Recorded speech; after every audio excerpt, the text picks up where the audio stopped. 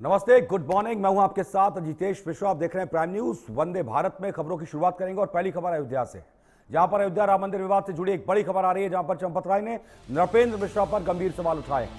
चंपत राय ने 9 पन्नों का एक बयान जारी किया, जिसमें मंदिर निर्माण में वही हुआ जो नृपेंद्र मिश्रा ने चाहा। यह बड़ा बयान आया। चंपत राय ने 9 पन्नों का एक बयान जारी किया, जिसमें उन्होंने कहा कि निर्माण के लिए कौन सी कंपनी काम करेगी, वास्तुकार कौन होगा, तक के फैसले नृपेंद्र मिश्रा ने लिए और नृपेंद्र मिश्रा के अलावा किसी और के फैसले मशवरे को महत्व नहीं दिया जाता था। तो राम मंदिर विवाद के बीच एक अहम और बड़ी खबर, जहां पर नृपेंद्र मिश्रा को लेकर चंपत राय ने निशाना साधा है।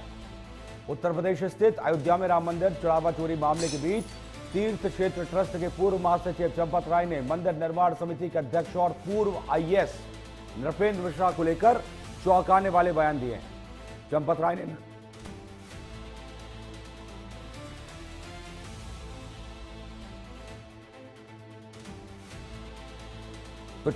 ने दावा किया कि उनके मुताबिक मंदिर निर्माण में वही हुआ जो मिश्रा ने चाहा। साल 2019 में सुप्रीम कोर्ट के निर्णय के बाद से लेकर आज तक घटनाक्रमों का जिक्र करते हुए चंपत राय ने दावा किया कि निर्माण कंपनी के लिए कौन सी कंपनी काम करेगी और वास्तुकार कौन होगा, तक के फैसले नृपेंद्र मिश्रा ने किए हैं।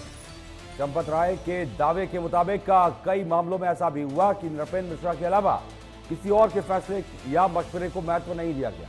चंपत राय ने और भी बहुत कुछ कहा है।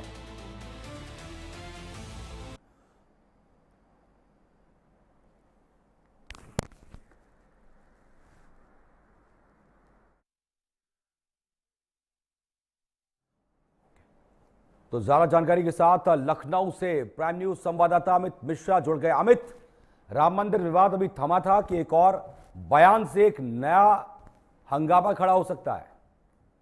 जी बिल्कुल, देखिए जिस तरीके से अयोध्या राम मंदिर में चढ़ावा चोरी का विवाद चल रहा था, उस विवाद के बीच में अब राम मंदिर जन्मभूमि तीर्थ क्षेत्र ट्रस्ट के पूर्व महासचिव यानी चंपत राय ने मंदिर निर्माण समिति के अध्यक्ष के ऊपर और पूर्व आईएएस अधिकारी नृपेंद्र मिश्र के ऊपर बड़ा आरोप लगा दिया है, बड़ा बयानबाजी दी है। चंपत राय ने 9 पन्ने का एक जो बयान है वो लिखा है। अभी तक का ये सब पहला बयान माना जा रहा है कि चंपत राय का है।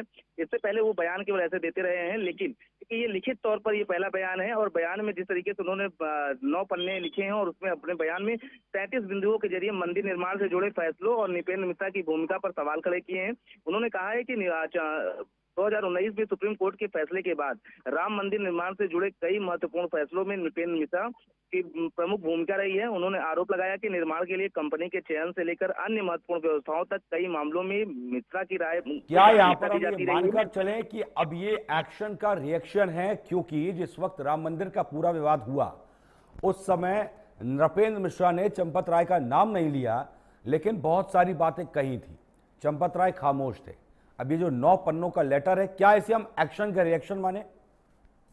जी बिल्कुल, देखिए जिस तरीके से शुरुआत में जब राम मंदिर में चढ़ावा चोरी का मामला उठा तो नृपेंद्र मिश्रा जैसे दिल्ली पहुंचे थे तो उन्होंने बड़ी बातें कही थी। उन्होंने भी कई सवाल खड़े किए थे और अमूमन इसी तरीके के सवाल थे जिस तरीके से चंपत राय ने अब नृपेंद्र मिश्रा को लेकर सवाल खड़े किए हैं। क्योंकि देखिए जिस तरीके से अभी आप देखेंगे तो कुछ दिन पहले ही एसआईटी की फाइनल रिपोर्ट आई है। जो एसआईटी राज्य सरकार ने गठित की थी, उस एसआईटी की रिपोर्ट फाइनल सबमिट की गई है और ट्रस्ट को दी गई थी।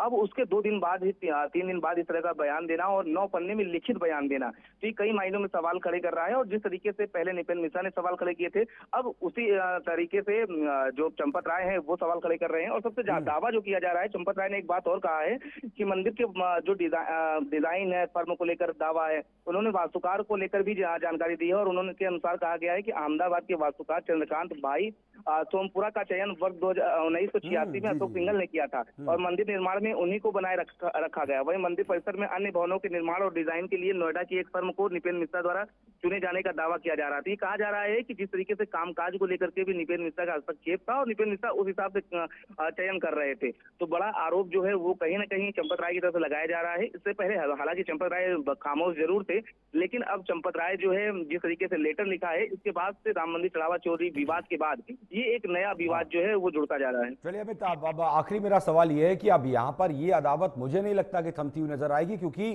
देखिए चंपत राय का जो रोल था राम मंदिर को लेकर तीर्थ क्षेत्र ट्रस्ट के अंदर, फिलहाल वो बाहर है और जो आदमी बाहर होता है वो आजाद होता है।